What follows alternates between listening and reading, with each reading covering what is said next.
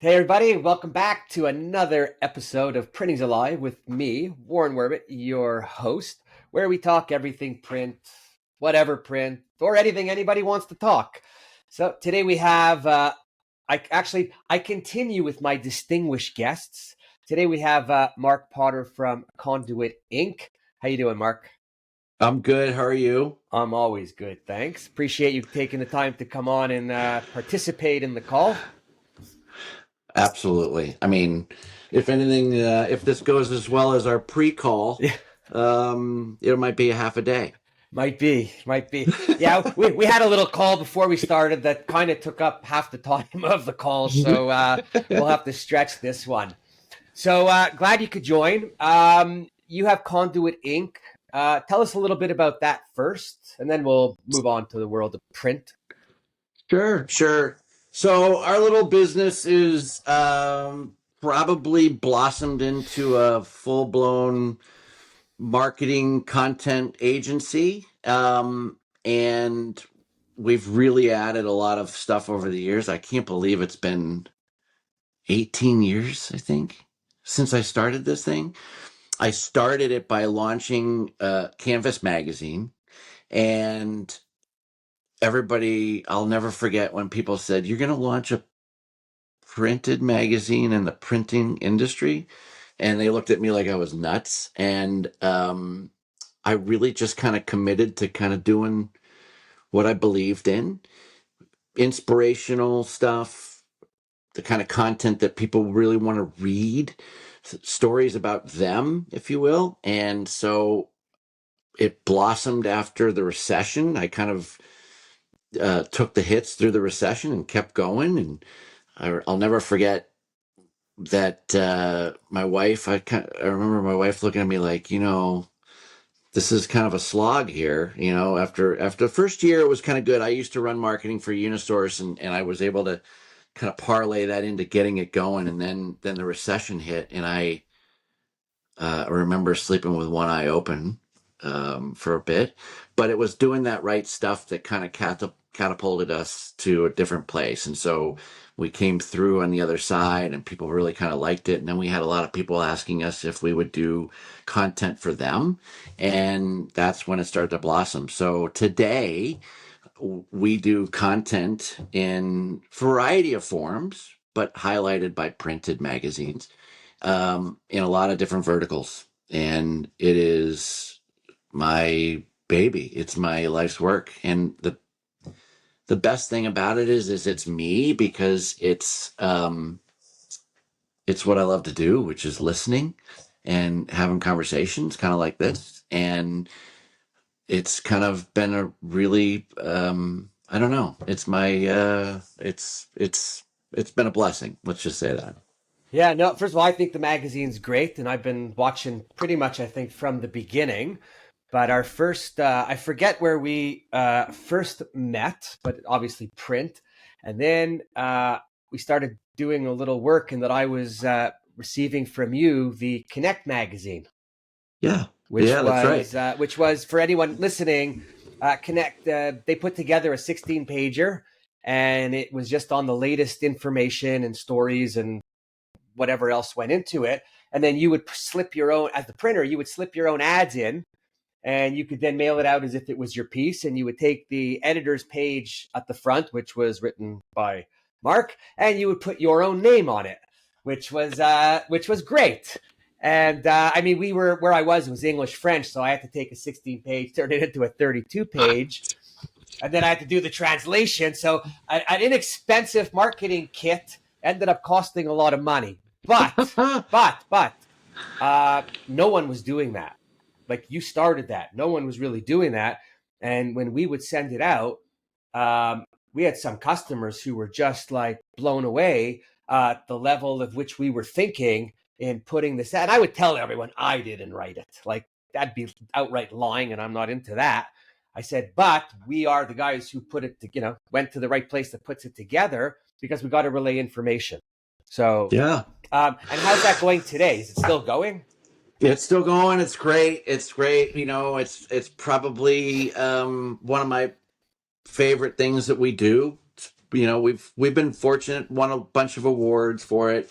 Um, the beauty of it is that it checks a lot of boxes, right? So the content for that one, for example, is all marketing based, which is near and dear to my heart. So, and that's who printers are essentially trying to engage with, right? They're brand owners or agencies or marketers. And so at least that's where their targets would be. And so this group that uses it puts it out into the world, and at a bare minimum, it's a print demonstration. At a bare minimum, it sets them apart as thought leaders. But on the other side, if you start to act a little bit like a publisher, you're creating leads, you're creating conversation if you execute on it right. So that's kind of what we've done. And so as we've done that, in fact, what's funny is we've had multiple printers who are our Connect clients who have eventually gone into other verticals and created their own content platform in specific verticals. And which underscores, if there's probably one thing that there's probably a lot of things that we'll talk about, but if there's one thing that I would underscore with the print community is that putting out content, it's not about who you send it to. It's about who you interview. And think about that, right? I That's tell why I this to have all. you. Well, but like I have clients in other verticals. So for example, I do a lot of work in higher education. So if I go out and interview colleges, right, and they've literally given me their insights that I can put into print. So the value is, sure, there's a value to send it out to the world and touch the marketplace, but there's another value that I've just had somebody give me their insights for free, and I've put their name in lights, so to speak. Isn't that a great way to develop a relationship? I mean, shame on us if we don't follow back up with that school and say, hey, we just interviewed the president of Marshall University. Well, my client should be walking right back in there going, I can't thank you enough for participating in our magazine. Love to hand walk out these. So now, right? And today, you and I talked a lot about this offline. How do you develop a relationship in today's world? It's super hard. We're more connected than ever before, but how do you do it? And so if you're creating content in the verticals or the segments that you really want to serve, that's just the easy way to start developing some of those relationships. So that's why, Connect has been great. And then it's born into some of this other stuff. And so it's just, like I said before, it's just a blessing. Yeah, so I want to give a plug out to you and to anyone. So when I started doing it with you, one of the things that I really liked was you were selling it in different markets, but there was really no overlap because the printers were far enough Right. apart, right? Right. I mean, if a guy's going to send it out of town in another city, so be it. Right. But do you have any territories open for people? We do. Yeah. We, we don't really do a lot of selling of it because people have kind of come to us, Right. and which is great. And that allows us to kind of flip the script and vet them. I would never want to just push this on somebody. And I don't want that to sound arrogant. I just would say, if you're a marketing minded person who wants to start developing relationships and standing out, then why wouldn't you be putting out your own content? So yeah, we have we have some major metropolitan markets covered, but then there are a handful of others that are open. So yeah, absolutely. So I only bring that up because, of course, I had a whole agenda of questions, and I'm not going to follow it, and I'm already going to the left and the right, and I'm all confused. But so I wanted to use that and talk about marketing because you're in Mm-hmm. marketing, and I think the number one biggest problem that printers to this day make is they don't market themselves. Now, I'm not talking about the good printers who are great at it and continuously doing it and finding new ways. I'm talking about the majority of printers who hear it and don't do anything to put themselves out there. Or, I think if you're a printer, you're doing a print campaign before you're doing an email campaign, Mm-hmm. right? Mm-hmm. So I guess I'm a little tongue twisted right now. So I'm just going to ask you, what's your take on printers and why are they not marketing more? I mean, you deal with them, you know them, you talk to them. What's the problem? Why are they so thick and stubborn? Well, why they don't do it probably needs to follow the first question is what's the cornerstone to marketing? And the cornerstone to marketing is segmentation. So that goes back. That's every textbook that's been written. That's all the gurus. You go back to the basics, which is you segment the world. Okay, I could go through the four P's of strategic marketing and the four P's of tactical marketing. But at the end of the day, when I partition off segments of the world, I start to prioritize who I want to serve. And then I create my tactical piece, which is my offering to them. But at some point, segmentation is the key. So who do you stand for? I think I told you the story offline about a young man I was talking to, and I had said I didn't ask him what he wanted to do. I asked him, who do you want to serve? That's how you stand out. And so that's the question, Warren, is not that's the first question that precedes why they don't do it. Okay. You and I both know it's the immediacy of the moment. It's the gratification. Today I need to, well, I'm working in the business, right? I got to have the presses running now. I need the sale now. That's today, today, today. And so it takes time and energy to do this other stuff, the strategic piece. And so if I step away and I start to think, listen, I see a market, I see a group of people that I could engage with, and I want to be a part of that community. And I feel like my assets and what we do serves that well. When you ask printers today, do you serve verticals? They typically will say yes. And They don't even know what it means.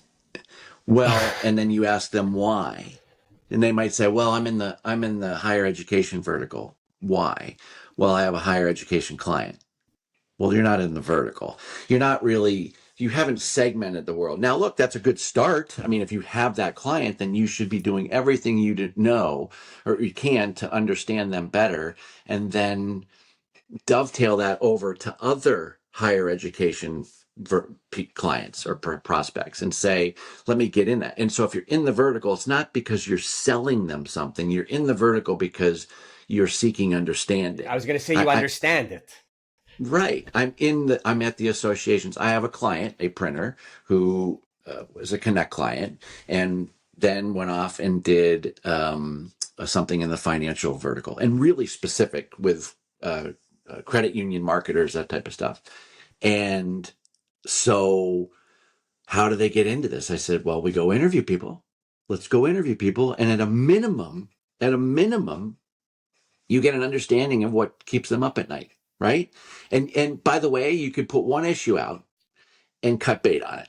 And you could say, at least you have that understanding. But I'm going to tell you, years later, they're still doing it. And now they're big exhibitors at the American Bank Association marketing conference. And so they're in it. They're not spending all their time like, let me go on the cost side of my business and go to all the trade shows in the industry. So you can do that's important on some level. Why wouldn't I not go to where the clients are? And so I've said this for a long time, over a decade, and that is when a printer tells you, when you ask a print salesperson, who do you sell to? And they gleefully tell you that they sell to anybody who buys print, they mean nothing to no one. They are a commodity. And so that person that sits there and says, Mark, it's not so much what I sell, it's who I sell to. Let me tell you about the clients I have. And then you start to go, boy, they're all kind of the same. And so that person or that printer starts to mean something in that community. That's I mean, I could go on for that for half a day, right? But that's it. So segmentation is key. So now going back to your original question is, why are they not doing it? Because that takes a lot of time and energy and a lot of faith, right? So if somebody says, listen, I want you to go out and develop the the business in the pharmaceutical community or in Right. the automotive, right? And so, and then 6 months later, they're sitting there going, well, I'm just paying that person and I don't have Well, anything. first of all, anyone who owns a company or printing, particularly, you have a salesperson. It's if they're new, it takes them 12 to 18 months to get going in the whole system. And if they're not new, it used to be 8 or 9 touches before you get somewhere with a client. It might be 12 and 13 now because of the way the world works, technology, and nobody picks up and no one's around. And the only way to really get to them, I think, is through print. And I hear what you're saying with the segmentation, and I think absolutely that comes. I'm going grass level to the average printer who doesn't know what the word segmentation means, but knows what marketing means or prints for other people. I ask printers, do you do any direct mail and for yourselves? And some say, yeah, we send out a few postcards. And I'm thinking, you're a moron. Actually, you're more like an idiot because you know that a couple postcards isn't going to get you any return. There's few things that we know, and you don't have to be super educated, right? You know that if you're not consistent, nothing happens, and it doesn't matter if it's a mailing or hockey practice or fishing on windy days. You have to know what Mm-hmm. to do. But I say to a printer, why are you not doing your own? So very simply, I said, go pull out 1,000 names. And I say this all the time, so people listening, if you've heard it before, repeat it to somebody else. Go pull out a list of 1,000 names within 4 miles of your business, right? Plan a 6 to 12 month direct mail campaign, a postcard, an insert, something with names on it, what you do, an offer. Don't do anything other. Use a designer that you print for. Barter with them for free printings because printing doesn't cost you anything. The print for the printer doesn't cost anything because either you have paper lying around, whatever. Your postage is 1,000 pieces is what, $1,000 a month for postage. If you pay the designer something, another $1,000, $1,500 for quick, easy design, and they're doing you a favor at that price. And then you're mailing it out, and every month you're touching 1,000 people. You could have a sales force of 20 people. They're not touching 1,000 people in a month. If whoever blows you off, blows you off. But what do we know about direct mail? You're going to get a 3% return of people inquiring. It's then your opportunity to turn them into accounts. If you have salespeople, you then have now leads for them because salespeople today, most of them are not finding their own leads, right? So rudimentary stuff. Why are they not doing it? It's not hard. I don't disagree. I think at a core you should be doing. You can't go sell stuff that you don't actually do for yourself, right? So you should be able to say part of your sales process when you're trying to sell people on the merits of print or the merits of direct mail is to be able to walk in and say, we've done this for ourselves and the return has been X, right? Well, sorry, I was going to say at the end of all of that, you then get to prepare your own case study with actual numbers, actual expenditures, and whether the return was huge or not, right? You've got your case study, you've done it, you could talk to them. If your returns weren't hot, you could come up with a story and talk to your customer about why they weren't and what you learned to do different.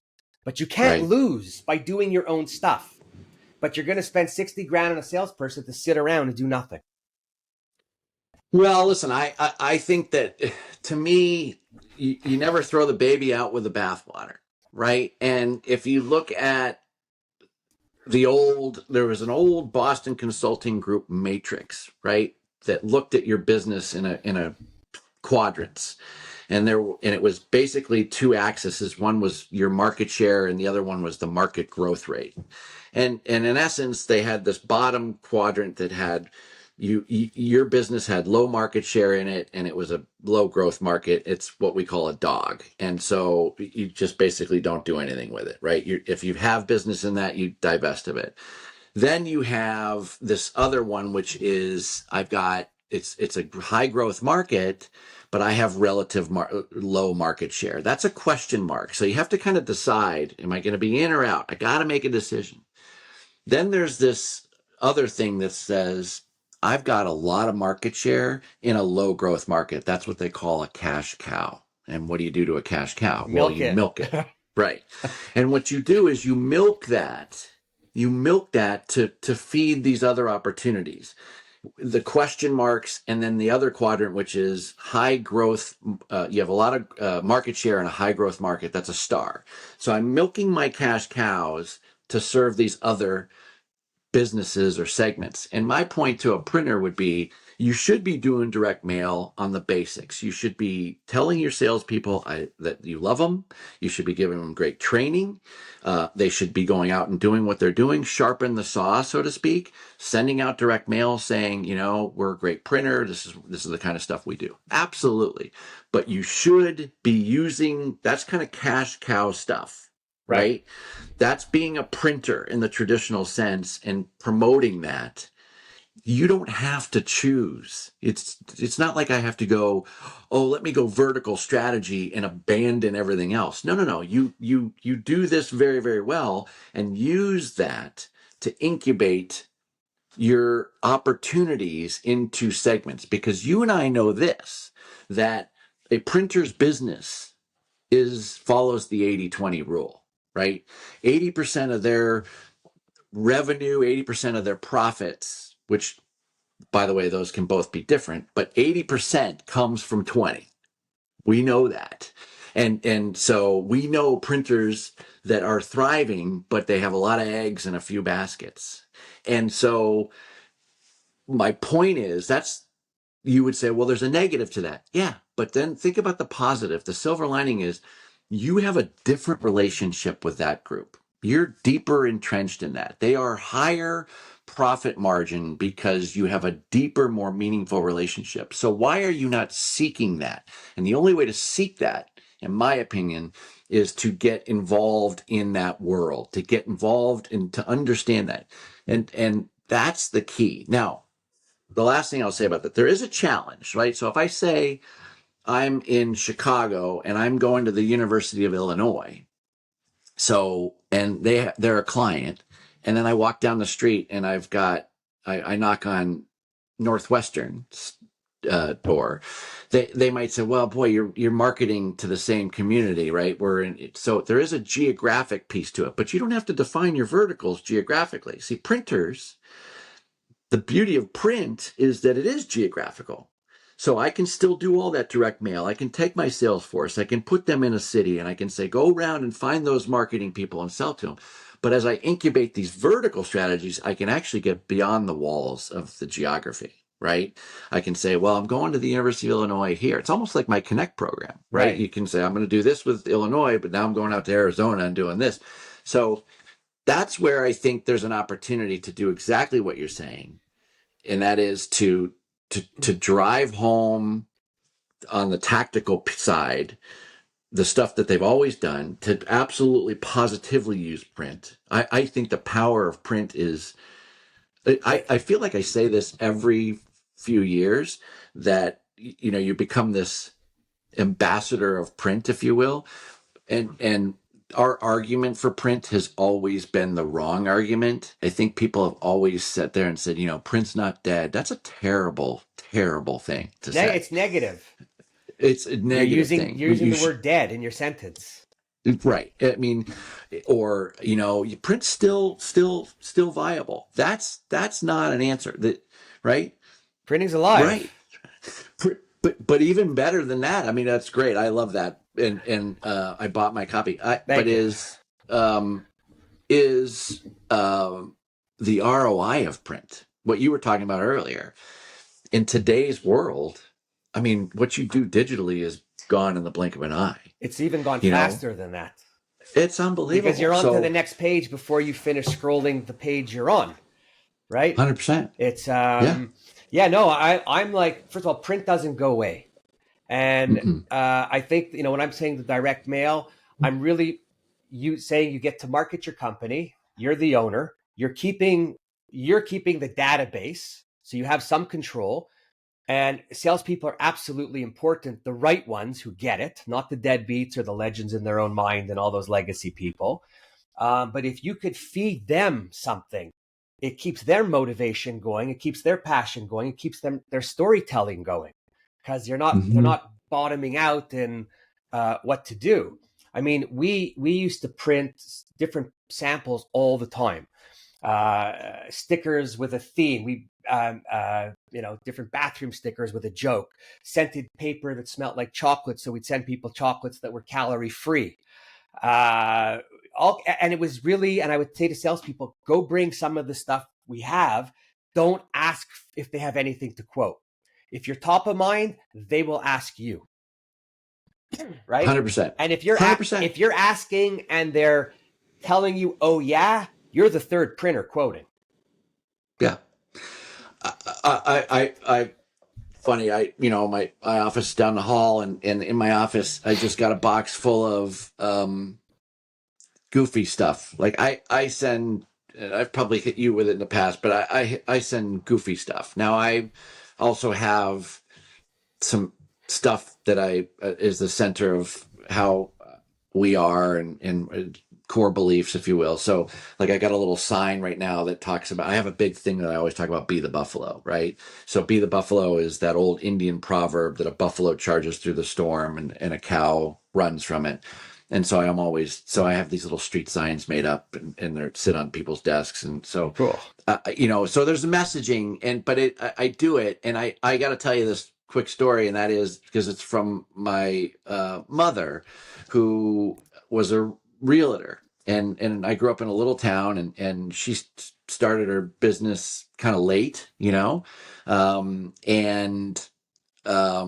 had never really done anything in business, and so she started it late, and she used to just every year she would wrap up, and I remember doing the work for her, these tomato plants, and we put them and everybody in all these neighborhoods, and we put them on their doorstep. And so to this day, I still do that. So when I do these giveaways or something like that, I'm trying to stay top of mind, but I'm also trying to do the right thing. And I think print does that.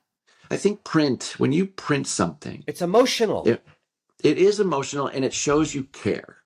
It actually shows You've taken the that time, you've made the effort.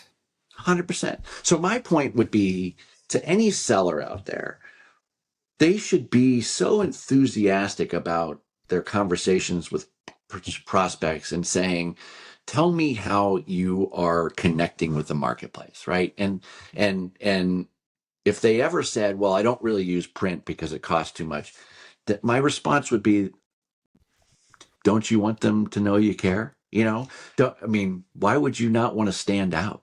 Because in today's world, in God's green earth can you stand out digitally, socially? But if you put something printed that's done well and is thoughtful in front of somebody, you've just you've just connected. And we know, obviously the number one way we interpret the world is through touch, but you've just connected on a deeper level, short of being able to walk into their office and shake their hand, which you and I both know you can't do anymore. It's harder. Yeah, it's a lot harder. And I think, that's one of the challenges for any B2B business is being more connected than we ever are as human beings, but actually less connected, if that makes sense. And because this technology keeps us at bay, it allows us to cocoon ourselves and stay away, so to speak. And that means the gatekeeper, there's no more gatekeepers in this world because technology is the gatekeeper. Can't schmooze up the receptionist anymore. Right. So how do you do it? Yeah, that's, I will say I'm very proud of the fact that that's what we do. Like, I'm not selling them anything. When I say, "Hey, Warren, I got an article. I'd love to get your insights on it," they're more than happy to do it and share their insights because I'm giving value for free. So we live in a freemium world, what's called a freemium world. You have to give value before you get value. So how does a seller walk in and say, the only value in a cold introduction would be price? Like, well, I can lower your price. or And or sales, or the personality of the person that's making them laugh, smile, or engage with them, right? That's what I'm saying. That's what I'm saying. There's a Right. depth. There needs to be a depth to the relationship, and that comes over time. I Correct. mean, relationships are not born in an instant, and so you got to be careful. That goes back to that cash cow thing. Are there some transactional business that you can garner? For sure. But if you back in a former life, I remember talking to the sales team, and we were selling paper, and we had this low priced paper come in, and I had said to them, we're not going to sell this product above a certain price. Now, I understand that seems odd to them. So if I said, listen, you can sell this product no higher than $50, they would say, well, that doesn't make any sense. What if I can get 54 for it? And I would say, well, there's another brand that you would, right? There's another brand structure that I would want you to sell this other thing. I don't want you to do that. And I remember this one salesperson in front of a whole room said, you know, I need to eat, and so I need to sell for 12 more years. I get 12 more years till retirement. I mean, So why and can't you sell the other paper? I said, you're not going to last 12 months. A salesperson does not exist for price. They do not exist for a lower Well, you're price. not a salesperson. You're an order taker.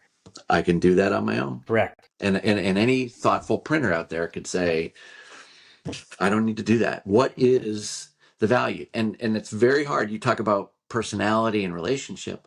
That goes back to my thought is that if you're in a world, a segment, and that segment could be defined demographically, geographically, psychographically. It could be verticals or Could by be zip whatever it code, whatever. is. But you have to define a group that you can get on an elevator and tell people this is who I stand for. One of the stories I've always told, or one of the anecdotes I've said, is that I have a brother who moved from Merrill Lynch over to Morgan Stanley as a financial guy, and he said.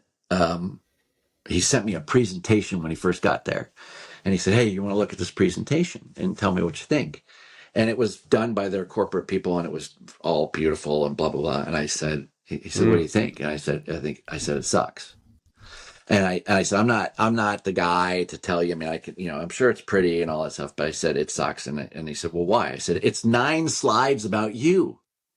It's 9 slides about Morgan Stanley. Only on the last slide do you say, well, we serve the rich, essentially. I said, that doesn't make any sense. I said, if you got on the elevator and there was a guy in a 10-gallon hat who was the theoretical whale, and he somehow turns to you and say, Warren, you're a financial planner. He says, Warren, what do you do? And he says, well, I'm a certified financial planner for Morgan Stanley. He mentally gets off at the next floor. And but if you respond to him and say, well, Bob, We it's not so help much. people. It's not what I do, it's who I do it for. Let me tell you about my clients. And then he says, and once he hears that it's a demographic, psychographic, there's adventure seekers or whatever, that person has the choice to say, that either sounds nothing like me, thanks for talking, see you later, or that sounds exactly like me, we should talk, or even better, that sounds exactly who I want to become. And so why are we not instilling that level of professionalism into our efforts across sales and marketing across the board? So you know what I see every day, and I'm amazed at this. I really am. I'm amazed. I'm on LinkedIn a lot. I love the platform. I don't understand why salespeople, are not creating their profiles to be outgoing and engaging and wanting people to look at you. So, and I've told the story before, but I don't know how many people are actually listening to me all the time. But I was asked to, I went to a company to present, talk about, somebody was going to this company. They asked me to come along and they said, would you talk about sales? And I said, sure. And before I went, I sat down at LinkedIn and I looked up all of their 30 something plus salespeople. And I went to all their profiles because I was trying to make my presentation a little bit on like one or two of these profiles. And at the end of the day, I was in complete, utter shock. I would go to these salespeople's profiles. I'd go to their contacts. No company email, no cell phone number, maybe a Gmail. Well, Gmail tells me you're looking for another job if you don't have your company email there, right? Anyways, I go through the whole thing and I'm just in awe. Awe. Anyways, I go to the presentation. I'm standing there. I get up. The CEO was in the room, and I was kind of like, I came here because I wanted to talk about selling, and I looked at all your LinkedIn. I don't think any of yous are ready yet to sell. Like the abouts were I, not what you do, Mm-hmm. right? I said to them, I said, first of all, what have you all been doing during COVID? That's where the honing in on the Zoom calls come, the better camera, the better presentation, the better image, the better interaction. I said, everybody was on LinkedIn. Didn't you have time to fill it out? I said, let me ask you a question. What do you do when you're going to go see a customer? You check out their website, you check out their LinkedIn, you put in their name in Google and see what comes up on the first 2 pages, make sure that they're not in any bad way because you don't want to go. I said, you don't think when you make the phone call, they're going to look at you? You don't have a company name. You don't have a banner. You're not even smiling in your picture. You're killing yourself before you even start. I don't Right. understand it. Yeah, I mean, I look at it like there's a great opportunity, and there's a great opportunity for organizations like printers, small to mid-sized B2B, really having a marketing backbone and connecting it with sales, right? In any organization, sales and marketing is really in silos and sometimes clashing.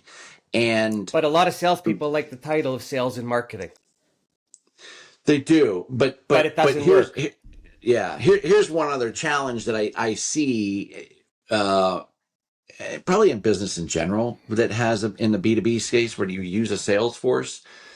Historically, even today in 2025, which is stunning, a salesperson looks at their clients as their clients, and that the printer has given them, license to use the name, if you will, and use their assets. And so what happens is, as an organization, that salesperson never brings back the data, the market data, to a central intelligence, because you could say, well, they're busy, they're doing their thing, but they don't, in essence, they don't bring it back, because why exactly does the company want to know all these details about the client, right? This is my client, and they feel like there's leverage. So how do you create So they could better that serve them is the real answer as to why. that's the right answer, right? So you have to, so culturally, they can't fear that you're going to use the data against them.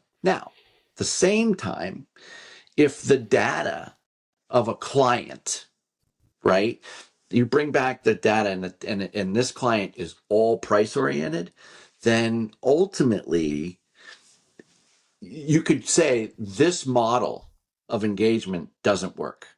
I can't have a commission based seller, because your people are your best asset. They're your highest paid asset. Mm-hmm. So first of all, I don't need to be using them at the top of the funnel. That's the problem. When you use your salespeople at the top of the funnel, that's not right, because you're using your highest priced asset at the Your broadest CSRs part of could the funnel. handle those cookie cutter quotes and speak to clients even. You Like, can create models for correct. segments. This goes back to it, that says, so Warren, you're my top salesperson. I don't need you to be servicing a client that is simply going to be buying on RFPs. It's purely price. I get it, and we can process that over to a new model, um, and maybe you've garnered them, and maybe there's a smaller percentage. But I need you working with the big dogs, the deep relationships that are the 20 that feed the 80. And that's where you start to say, if you really have a central marketing intelligence, you can get these sellers, the best of the best, doing even the things like you were talking about, the tactical pieces on LinkedIn, and the right messaging that we, right. And there's a solidified front, if you will, because I don't know, in today's world, I would want to be dealing with someone who is as professional and sophisticated, and I would want to know that there's a whole company, right, that's supporting me. Well, old school salespeople thought they owned the account no matter what, Right. right? Um, I think that started changing maybe 15 years ago, maybe even a little longer, maybe a little shorter.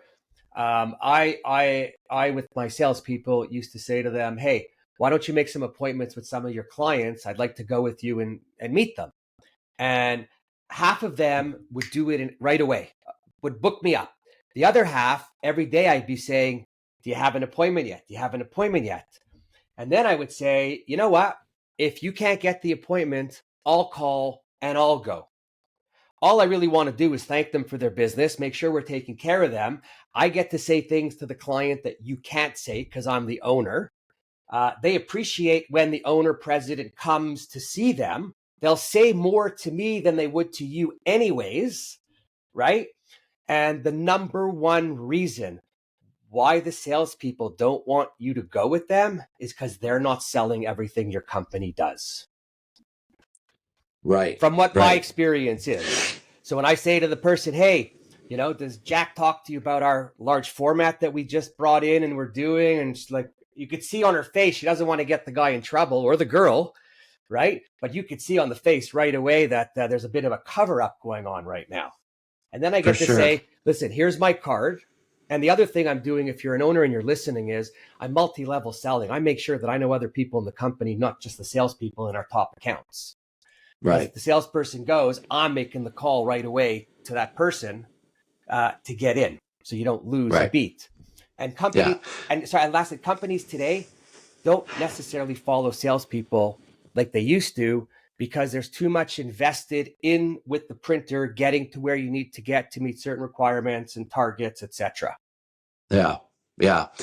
Well, that story is awesome, and because it reminded me of a story when I was a lot younger, and now, look, today it's hard. We talked, and I think there's a whole other challenge here, and that is, how do you actually get that physical in-person meeting? That's hard. I think it's harder than ever been before in history, and yet, so that's where we talked about the content. But your story reminded me of when I was a corporate, uh, what the field would have said, a corporate suck, back at Unisource. I'll never forget this. And I was yammering on to the sales manager down in Atlanta, and I was said, um, I really, really want to go make calls.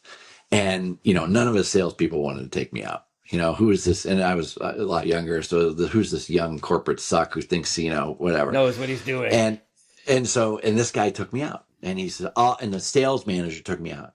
And I swear to God, we were pulling up into the place, and he just doesn't want me to say, that's just like you. He does not want me to say it. He said, listen, this guy's got 10 minutes for us.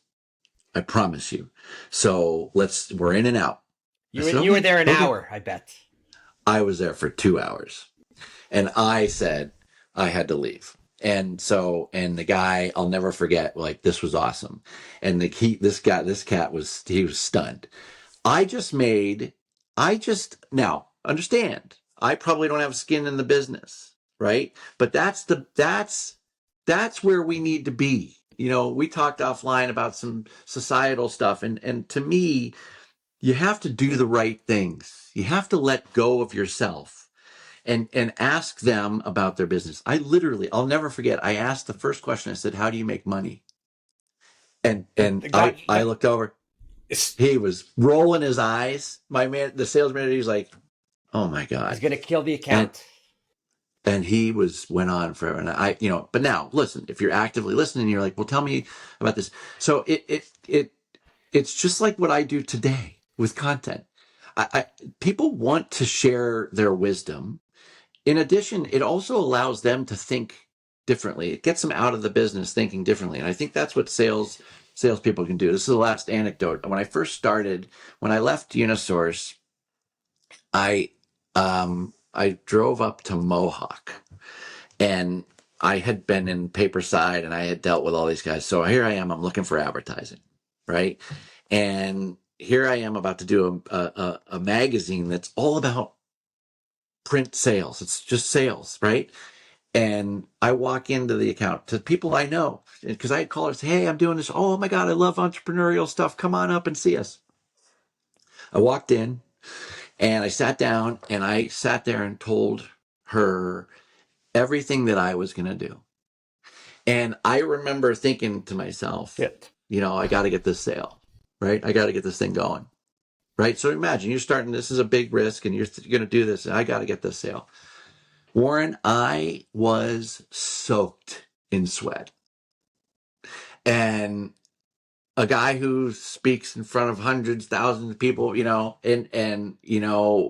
walked out of there. They never bought from me, by the way, because it's like, dating. They could smell desperation from a mile away. And I walked down and I'm like, what the hell just happened?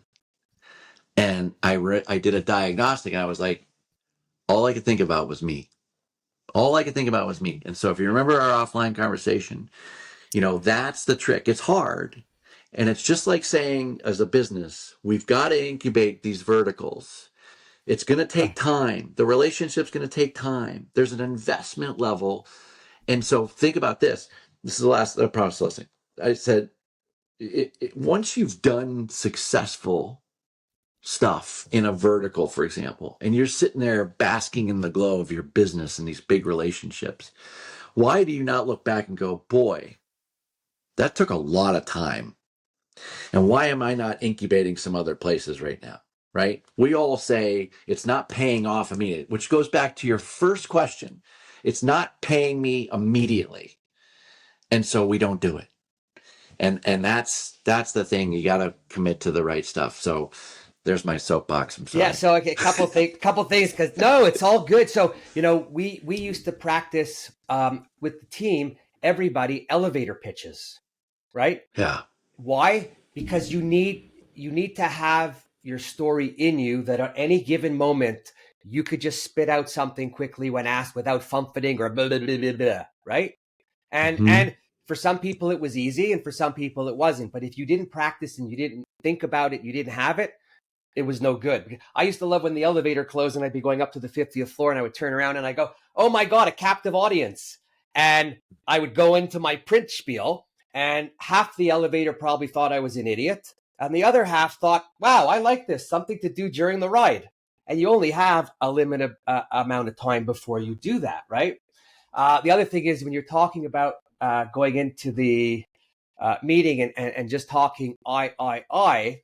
So same, maybe relevant, maybe not. But when I'm dating, because I'm unfortunately single, and I go out, all I keep saying to myself is, there's no I in this conversation. How are you doing? What are you doing? What do you do for fun? Let them ask me the questions and then I'll answer them however. But I will not say me. Right? Because it doesn't take you anywhere. I had a sales manager, just a funny one. Sales manager, we're in the car one day and we're driving somewhere and the phone rings and I answer it and the person says, oh, I'm sorry, wrong number. And I go, wait. I said, hang on a second. I said, let's take this wrong number and make something of it. I said, what do you do? I said, because I'm in the printing business. And the guy's cracking up. And he says, oh my God, he says, I don't buy print, but I wish I did. I've never been solicited before on a wrong number. Right? Okay. So we have a funny little conversation. We hang up. What do you think my sales manager says to me? What are you doing? You don't expect me to do that, do you? Right. Exactly. Listen, you don't see the pretty girl across the room walk over to her and say, I just saw you across the room and I thought I'd come over and tell you about me. Right. I mean, there's got to be a curiosity. And I think that's a tough thing to do. It's a tough thing to let go of, but because we are selfish creatures, but that's a critical component. The other thing that I was thinking when you were talking, it reminded me is, the ability to tell stories is also a vertical strategy. It's being able to name drop, right? I had a guy once say to me, "Can you look at my website?" And this is years ago, and he had tabs on his website, and I said, "Sure, I'm not a web guy. I can't, I have people, but I said, I said, what do you think?" So I looked at it. I said, "Okay, well, what do you think is the most important tab on your site?" And he said, "The solutions tab." And I said, "Nah, it's the client tab. The first place I went was to see who you're doing business with." And so that's just name dropping. If I walk into Arizona State University and I say, "We just did this whole program at Northwestern University out of Chicago," and they're you've got their attention. And so when you're in this vertical strategy, it allows you to name drop. It allows you to tell stories. And telling stories says, just like print, allows you to say, "I have experiences. I'm out in the world. I'm not just tactically calling you and going, 'Hey, you got any print?' We do." And what's I got to tell you, I still to this day get these calls. I just recently got somebody who basically sent me an email and sent and said, "Hey, we have really high quality printing, great prices, customer." I thought, And we'll beat any price before they know you. but my God, so what? They want to print canvas, and I'm thinking, No. I've had people who've called me before, and I swear to God, this is a true story. I had a guy once call me, and I asked him. He was telling me, he said, "Yeah, and somehow he got through to me," and I was like, "All right." He said, "What?" He was telling me about pricing and customer service. I said, "Well, have you do you get the magazine?" And he says, "No, no." I said, "Have you read the magazine?" I swear to God, he says, "No." Doesn't I even said, lie. "Dude," Doesn't even lie. I I said, "Read the magazine," and I hung up.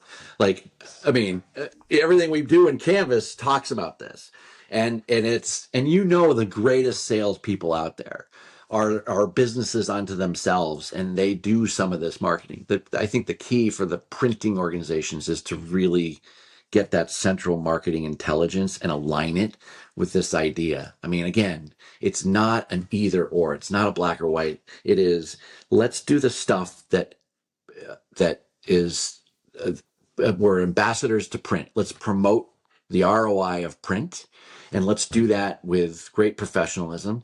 But let's simultaneously incubate some ideas and being part of a community, and that's I think the great opportunity. So, again, I've said this story before, but obviously I'm going to keep saying it because I don't think people actually listen and hear it. I once remember reading a fishing magazine, and the editor in the front signed off editor and angler. And I thought, oh my God, that is the greatest thing I've ever heard in my life. Forget that I'm a passionate fisherman. I then went back to the office, redesigned our business card, and under my name, it said founder and fisherman. But then I went out, and every single person in the company got a business card with their title and their hobby slash passion. Even the pressman. Now, he didn't get an email address, but he got the card. Why? First of all, everyone should feel part of the team. No one should feel left out. The cost to me was zero to do that. The return of team members' participation, feeling part of the community, off the charts. But the most important thing is that is single-handedly probably the best icebreaker you're ever going to have when you meet someone and you hand them your card and they look at it, right? Sure. And I'm going to give you the best example. I get an appointment with the CEO of major retailer, like with 1,000 doors and whatnot. And I'd met him before I knew him, and I actually called him up, and he agreed to 15 minutes, right? So I went into his office, and I really usually do not get intimidated by a lot of things. And I'm sitting down at the front of his desk in a chair, and a big long desk, and he's standing in front of me, and I hand him my card, and he looks at it and he goes, "Do you mean flounder and fisherman?" right? Yeah. And I went, yes. My voice cracked. It was like Fred Flintstone sitting in front of Mr. Slate, right? In Right. the Flintstone days, and my voice cracked. And I went, yes. And he said, so you really like fishing? And I said yes. And at the same time, I'm scanning his walls because I see he's on ski trips. And but then he flips the computer around and he says to me, I just came back from out west and I was on a salmon trip. We spent an hour talking about the fishing. And then I brought in the skiing and where does he ski and his family and whatever. I kid you not, he called in two senior VP marketing people after. I met with them. I did business with one for a little while. But that guy will never forget me. We didn't even talk business for the first hour. It was fish, ponds, streams, and ski hills, right? All because my assistant had her card that said, whatever, executive assistant and Bible worshiper or something, right? I don't know if I was so crazy to have that on the card, but you know what? People would call and her email and they would have conversations. And it was just, it was, the wall came down and it was engaging. Others were soccer dad, football, whatever it was. And I tell people all the time, and I don't see anyone going and doing it. Well, again, I think, didn't you have, what's your logo? What's your logo of a fish hook? No, the current one now is. Yeah. Yeah. Let me see. So right now.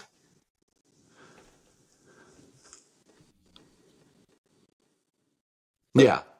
Yeah. And, that's, I mean, in essence, if you were still a printer, you could, in fact, say to the world, I serve fishing brands, right? I mean, right? Because it's a world that you're familiar with. You could get into it. I understand how to market and, fishing. I'm in that community, right? So that to me would be a great way. So it's like saying I'm defining myself because look, to decide, the Latin root of decide is to cut off. When you decide I'm going to do this, that means you've cut off other opportunities. So there is when you decide to be in a vertical, there are other verticals that you might choose or you choose to not work with. Doesn't mean you can't, but as a business, you can have people Well, you're specifically, making right? decisions and plans, right? Yeah.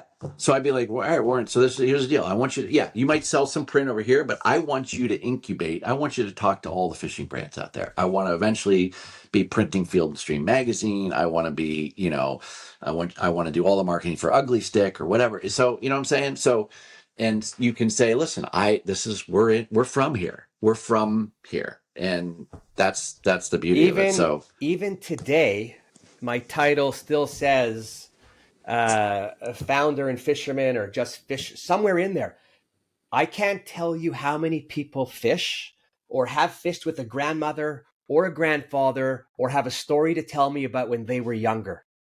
for sure. But that's always the first thing that comes up.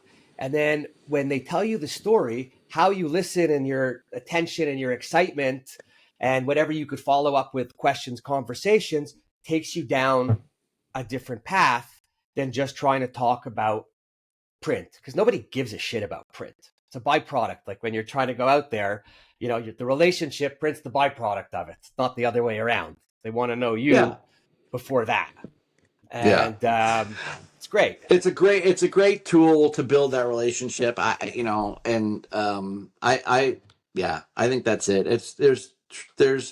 I will say this,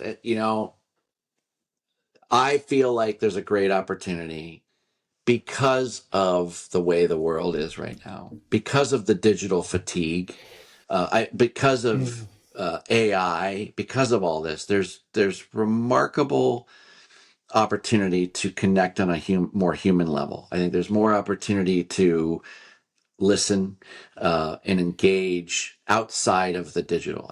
I do think there's a tremendous amount of fatigue. I think AI is something that it's the latest thing, but we're going through a trough of disillusionment with that. It's only going to be dominated by a few players. And so it's a tool, but But it's never going to. I was going to say while I was waiting for you, it's a tool. We must always say that it's just a tool. And even Chad at the bottom says, check this. It might be wrong. Right. 100%. It does not, what it can't do is it can't go interview Warren. It can't go get your insights. It can't connect with you that way. And it can probably take what you've said and write it, but it can't go interview you, There's no quote it, feeling. put it. There's no story there. Right. So that's the thing. So there's a great. I guess the last thing that is it. I think there's an opportunity, maybe greater than ever before, for a level of authenticity that print gets, that we as humans need to do. Business is still done that way, and I know that sounds cliche, like business is still about relationships, but even more so, those who can figure out how to open a door. We've been blessed to be able to do that, and but then to be able to walk through and listen authentically and take yourself and put aside, I just feel like there's a great opportunity for people. I always think that opportunity is available because there's not enough people doing it. So you Right. get to stand out automatically, right? When Right. you speak to someone, you ask them how they are. Don't tell them how you are. Ask them Right. how. Listen, I used to have customers. Even if, I'd have tickets to the Canadians, which if you came up, I would have taken you. Oh man. But I could still do that if you want to come up. I have friends with tickets. Yeah. But I would sometimes, after a while, you don't even want to go with your customers out, right? You want to just go home. And I would say to my customers, "Hey, I got tickets to the Habs game tonight. You can go with me, or you could take your son."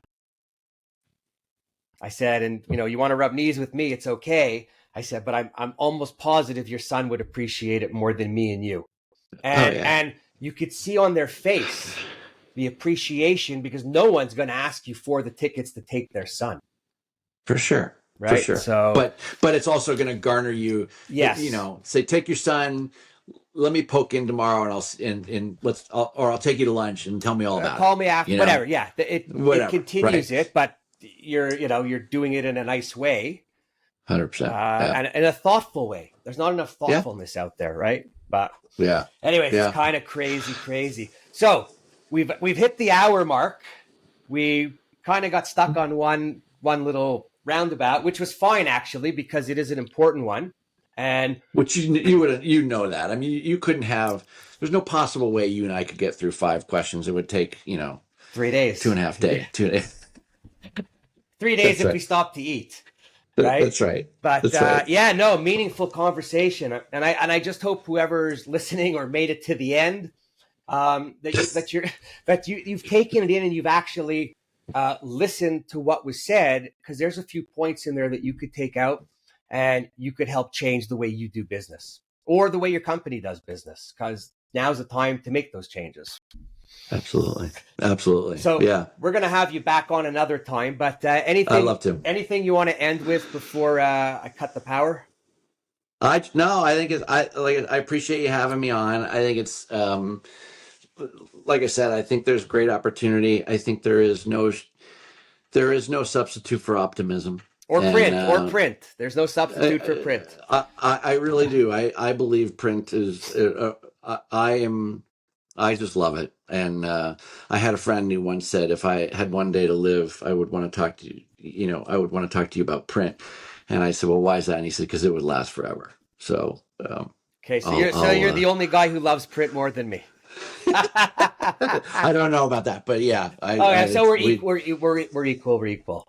mutual admiration society. Cool. Yeah. All right, folks. I'm not going to add another word to this conversation. I'm just going to say thanks for listening. Want to be on the show? Give me a call. You want to hear about something? Give me a call and I'll look into it. Other than that, always appreciate all of you. And just go out there, sell some print or do something good for somebody and, make the world a better place. That's it. Warren Werbitt, Printing's Alive. Until next time. Thanks, Mark. Thanks, Warren. Appreciate it.